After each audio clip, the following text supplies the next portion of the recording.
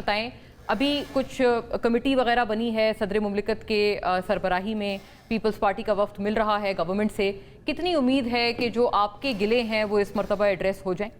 اچھا، پہلے تو میں سب سے پہلے یہ کہنا چاہوں گی کہ دیکھیے کمیٹی تو آلریڈی ویسے بھی بنی ہوئی ہے، جو ہماری روٹین لیجسلیشن ہوتی ہے جب تک اس سے نہیں گزرتی ہم اسمبلی میں کوئی بھی لیجسلیشن نہیں ہونے دیتے، اور یہی سپورٹ ہے ہماری کہ پارلیمنٹ کو مضبوط کرنا ہے، اور پارلیمنٹ میں جو بھی لیجسلیشن جائے گی وہ پیپلز پارٹی بھی اپروو کرے گی۔ تو بجٹ میں بھی یہی ہے، شہری رحمان صاحبہ، نوید قمر اور سلیم مانڈوی والا، یہ سب کی ایک کمیٹی بنی تھی جو کہ مختلف موقع پہ، اور مراد علی شاہ جو کہ چیف منسٹر سندھ ہیں، وہ مشاورت پہلے بھی شاید مشاورت میں رہی ہے اور ابھی بھی، اور اس میں ظاہر ہے کہ یہ تو ایک اپنی جگہ بات ہے کہ بجٹ سخت ہوگا، کیونکہ ہم خود بھی جنگ میں ہیں، ہمارے ریمیٹنسز جو یو اے ای سے آتے ہیں 50%، وہ 41 پوائنٹ سم تھنگ ہیں، پھر ہم مسلسل جو ہے وہ آئی ایم ایف کے پھندے میں ہیں، تیسرا بجٹ آئی ایم ایف کے ساتھ ہے، اور ظاہر ہے کہ ہم آئی ایم ایف کو زیادہ مینیج کر رہے ہیں، سوشل پروٹیکشن پہ ہم کم جا رہے ہیں، ہماری جو اکنامک پالیسی ہے وہ بھی اتنی کیا کہتے ہیں باقاعدہ وہ نہیں ہے اسٹیبل کہ اس کا ٹرکل ڈاؤن ایفیکٹ نیچے آئے۔ تو جو ہم ایز پولیٹیکل پارٹی کر سکتے ہیں کہ حکومت کے ساتھ بیٹھ کے جتنا اس کو سافٹ کرا سکتے ہیں، جو کچھ اس کو کرانے کی کوشش کر رہے ہیں، اور وہ ہم کریں گے، اور حکومت بھی اس کو مانے گی، ایسی بات نہیں ہے۔ اچھا شیلا صاحبہ، صرف ایک اس پہ چند جملے اگر آپ فرما دیں، صوبوں کو جو کچھ ٹیکس دینا چاہیے، یہ مزمل صاحب نے آئی بلیو کسی پروگرام میں بات کی، مزمل اسلم صاحب نے، اور انہوں نے بتایا کہ یہ بیسیکلی ایک ابھی بھی ایک مدعا ہے جس کے اوپر آپ دونوں نے کوئی اس پہ ہارمونی کرنی ہے، ہم آہنگی آپ میں آنی ہے۔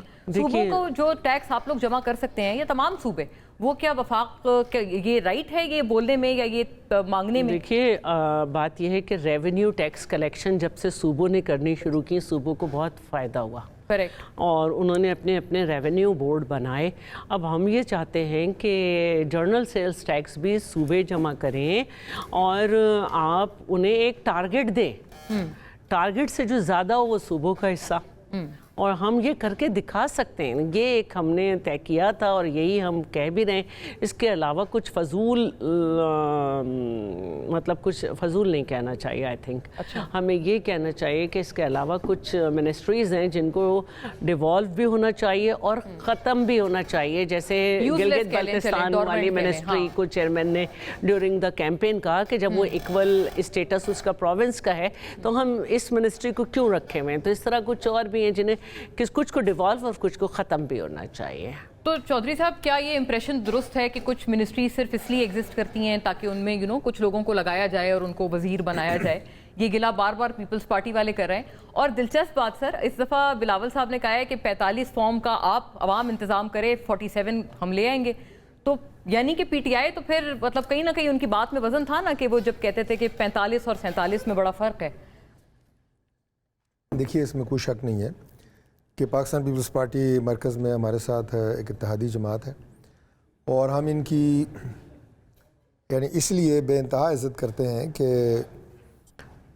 کیبنٹ میں ہمارے ساتھ انہوں نے شیئر نہیں کی، کیبنٹ ممبر نہیں بنے، لیکن اس کے باوجود یہ ہمارے ساتھ کھڑے ہیں، معاملات آگے چلیں، ملک آگے بڑھے، سسٹم بہتر ہو، اور بہت زیادہ احترام ہے ان کی لیڈرشپ کا۔ ہماری لیڈرشپ جو ہے چاہے وہ نواز شریف صاحب ہوں، شہباز شریف صاحب ہوں، میڈم مریم ہوں، لیکن یہ بھی ایک حقیقت ہے کہ یہ ایک الگ سیاسی جماعت ہے، اور جب ہم الیکشن لڑتے ہیں تو ایک دوسرے کے مد مقابل لڑتے ہیں، اور یہی صورتحال اس وقت آپ کو گلگت بلتستان اور آزاد جموں کشمیر میں نظر آ رہی ہے۔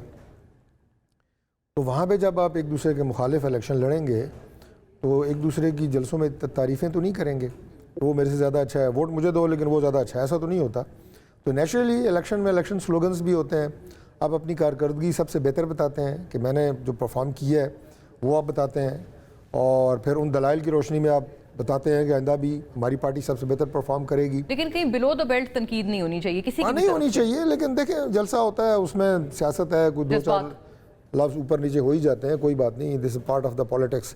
لیکن وہ جو بلو دی بلٹ بات ہے وہ تو خیر ایک یونیورسل ٹروتھ ہے, کسی حوالے سے بھی, وہ آپ کا ٹی وی پروگرام ہو, وہ آپ کا قومی اسمبلی ہو, سینٹ ہو, اجلاس ہو, جلسوں کی تقریریں ہوں, تو ایک جو اخلاقیات کا ایک لیول ہے وہ رہنا چاہیے. اس کے تو ہم ہمیشہ دائی رہے ہیں اور ہمیشہ ہم نے اس پہ بات کی ہے. تو باقی جہاں تک آپ شعلہ رضا صاحبہ سے بجٹ کی بات کر رہی تھی, کچھ وزارتوں کا جہاں انہوں نے تذکرہ کیا, بات یہ ہے کہ جہاں تک وزارتوں کا تعلق ہے, اگر آپ دیکھیں 1960 سے پیچھے چلے جائیں, مختلف ادوار میں جو رولز آف بزنس ہیں وہ امینڈ ہوتے رہے ہیں, وزارتوں میں تبدیلیاں آتی رہی ہیں. یعنی 1960 میں ہماری ٹوٹل 20 وزارتیں تھیں, 20, آج جو ہے وہ 32 ہیں. تو اس سے پہلے 34 تھی, 36 بھی رہی ہیں, 28 بھی رہی ہیں. تو یہ تو ہوتا رہتا ہے کہ وزارتیں مرج ہوتی رہتی ہیں. جیسے اب جو میرے پاس جو منسٹری ہے پارلیمنٹری افیئرز, یہ پارلیمنٹری افیئرز جو ہے یہ پچھلے پورے 1 سال یہ لاء کا حصہ تھی, لاء کا ایک پارٹ تھی. اور اگر آپ چلے جائیں 2013 تو اس سے پچھلے 10-15 سال یہ تھرو آؤٹ لاء میں رہی ہے. 2013 کے بعد یہ الگ منسٹری بنی ہے. یہ صرف اور کئی وزارتیں ہیں, میں آپ کو ڈیٹیل میں بتا سکتا ہوں کہ اب نارکوٹکس ہے, اس وقت وہ انٹیریئر کا حصہ ہے, الگ منسٹری رہی ہے وہ تھرو آؤٹ.